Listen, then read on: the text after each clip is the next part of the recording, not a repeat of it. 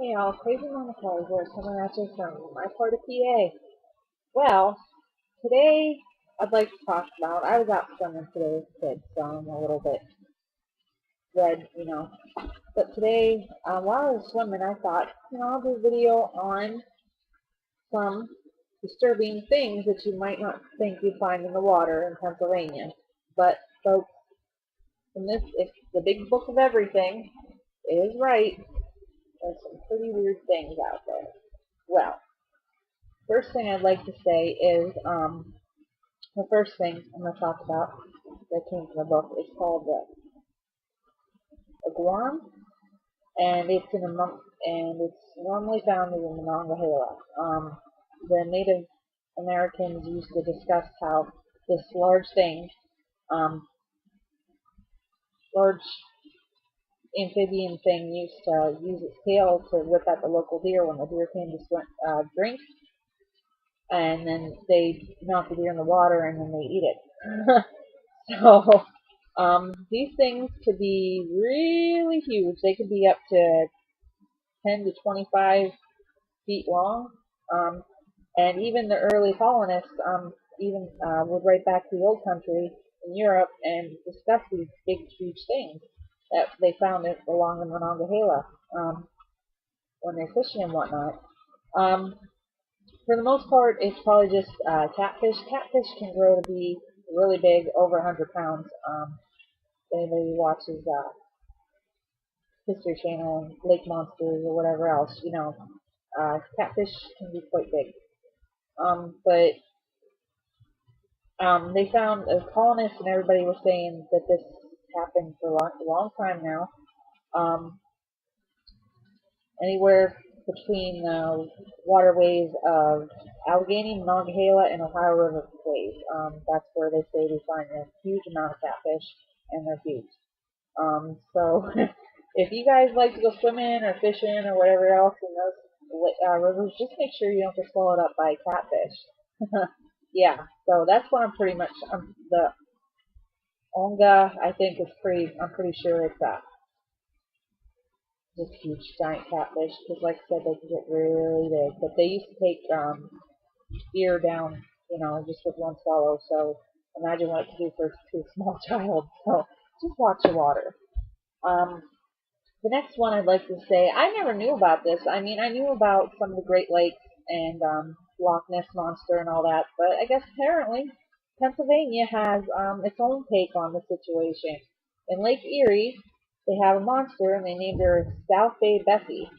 I guess she's normally found along the shores of the Ohio part of Lake Erie, but she's said to look like a serpent-like fish, and um, she's cigar shaped and about 25 to 30 feet in length and 2 feet in diameter.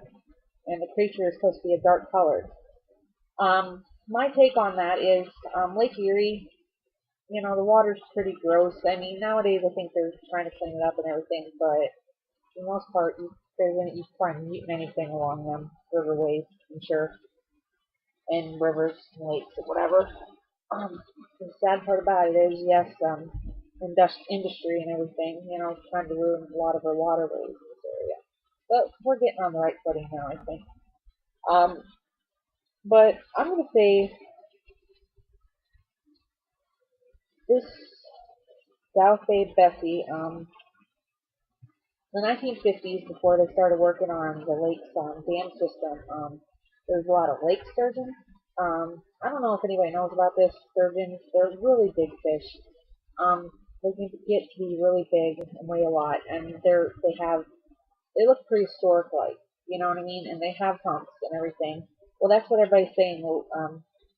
South Bay Bessie looks like kind of in the water. You'll see your humps a lot down in calm water. You'll see your hump like, like that, kind of like they say about the Loch Ness monster, which I hate to say, I think it looks like a giant eel. I mean, me being pagan and everything, I believe in mystical creatures and whatnot, but until they come up with one, I don't know what to say. You know what I mean? But I'd like to believe there's out there somewhere. We just haven't found them yet. And who's to say people might find these things? So all I'm saying is, I don't think I'm going to go swimming in Lake Erie anytime soon. Sorry, people. I know, maybe Chicken Kelly here, but I can't. No, I don't want my babies around anything or myself around anything that's going to be that big, because sturgeon or not, they're nasty looking fish if you ever seen them. They're pretty big and bad. And also, last but not least, another water phenomena that happens in Pennsylvania apparently is in Pittsburgh, just like in New York, there's supposedly alligators. Yep, people there said it right. Alligators in the sewer system. The first report came from 1927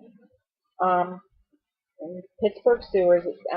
Somebody, one of the people that was helping the writers of the book, found an article, and it said something. I'm not sure what paper it was, but it was on September 28, 1927.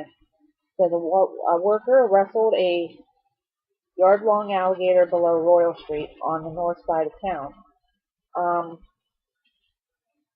Nobody was there to say, account of the situation. They weren't there really to see it. Only a few were. But the worker decided to display the 3-foot reptile within its home. So that is a little messed up. But then again, in 2002, two reptiles appeared within, alligator-shaped like reptiles appeared in a couple days of each other, and it was in the Beaver County Times, and it said on August 2nd, Bob Janis reported, wrote the story up. He wrote about in Beaver Lake, below Townsend Dam, near to Big Rock Pile, New Brighton. Two gators were also seen within each other. But the first one he caught, it bit right through their lines and everything. It was only a couple feet long. They hurried up and took it to Pittsburgh. The one they finally reeled in, like the alligator, Beaver when the crocodile hunter, kind of like that's what they refer to it in the book. They duct taped its mouth to keep himself from being harmed. And they took it to the Pittsburgh Zoo, and the Pittsburgh Zoo said it was at least 2 or 3 years old. And they found this in Beaver Lake, or Beaver River. I mean, come on now, that's just, wow, alligators in Pennsylvania? So wild. And then later on, I guess there was 2 more. People have been, reporting 2 more. So there's been reports about alligators down near the Pittsburgh area. And all I have to say about that is gators are not indigenous to Pennsylvania, northern territories, northern states. They're usually southern, down south ways, because they're reptiles. They're cold-blooded. They need to be in the warm sunshine all the time. And as we know, Pennsylvania, it's beautiful, but sometimes it gets downright cold. I don't see why these little buggers are still hanging out. But I can honestly say I think I know what that has to do with also. It's probably people bringing them around thinking, oh, let's keep your lizards over, let's keep them, swap meats and sell them at local pet stores and tackle shops or whatever else. And, yeah, they're probably, wanting to keep them for a couple of years until they realize they get really big. Alligators can get up to 10 feet long, and, they're powerful, powerful creatures, and, they can eat up to 100 pounds of meat a day. A day, yeah. So why would you want to take something like that? I mean, I know, but all I got to say about that is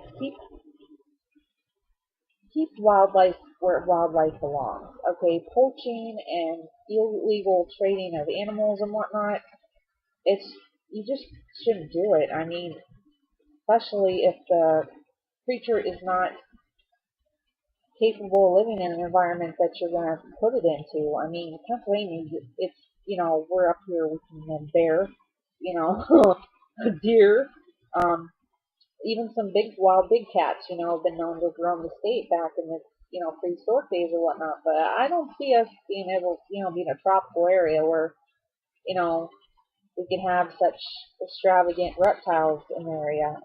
Keep them in the zoos. That's where you want to see a zookeeper. You want to play with reptiles or something. Or go rattlesnake hunting or something with, the local reptile companies or whatever. But just keep the animals where they belong. I mean, it's healthy for the animals and it's healthy for people. Especially that people, think about it, people love to fish in this area. Fish, fish, fish. I know in my area they do. Um, or the, and children. Just think about the children. They want to play and everything. Have anybody ever watched them shows that, lake monsters, river monsters? Kind of scary to think about the stuff that could be in our local waterways. People just go jumping in the river thinking they're going to be all right, and turns out they're not. They get bit up by these weird gas creatures that people are bringing in. Come on now, use your head, people. Think a little. And the bad part about it is Pennsylvania, they haven't outlawed being able to kill pests like that. So yeah, just I guess there should be common sense law or something. You know what I mean? I don't know what to tell you people, but that's what it is. So that's my take on Weird Pennsylvania. I might be shooting. I'm leaving for the Outer Banks here in a couple weeks. Me and my family for vacay. I don't know. I might do some filming down there. I know Brainwash Mr. Huck. He wants to do a couple videos of him at the local skate park. We'll see what's going on, but thanks for watching. Don't forget to get subscribed if you want to hear a lot of weird, crazy things about PA. I know I do. Don't forget, weird things can be out there. You just have to look. Alright, well, thanks for watching. Like I said, subscribe below. Blessed be, and take it easy. Alright, bye.